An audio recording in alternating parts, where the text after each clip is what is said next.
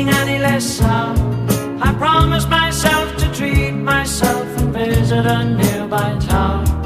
And climbing to the top, will throw myself off in an effort to make clear to whoever what it's like when you're shattered, left standing in the lurch at a church where people were saying, my God, that's tough. She stood him up.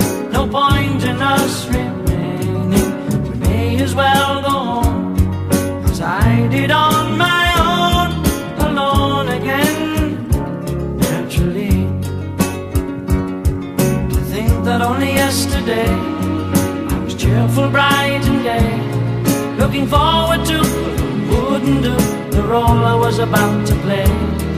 But as if to knock me down, reality came around, and without so much as a mere touch, cut me into little pieces, leaving me to doubt. Talk about God in His mercy. If He really does exist, why did He desert me in my hour of need? I truly am indeed alone again. Naturally,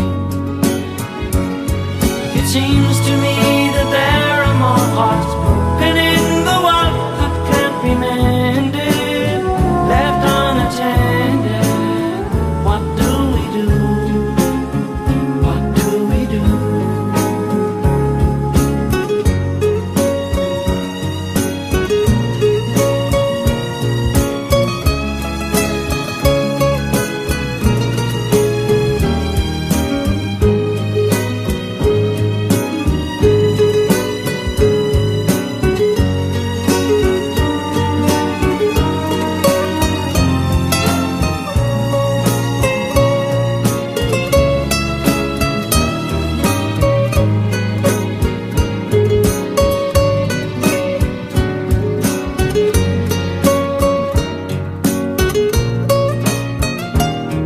Alone again, naturally.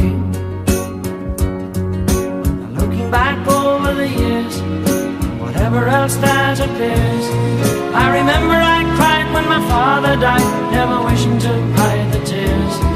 And at 65 years old, my mother, God rest her soul, couldn't understand why the only man she had ever loved had been taken, leaving her to start with a heart so badly broken. Despite encouragement from me, no words were ever spoken. When she passed away, I cried and cried all day, alone again. Naturally, alone again.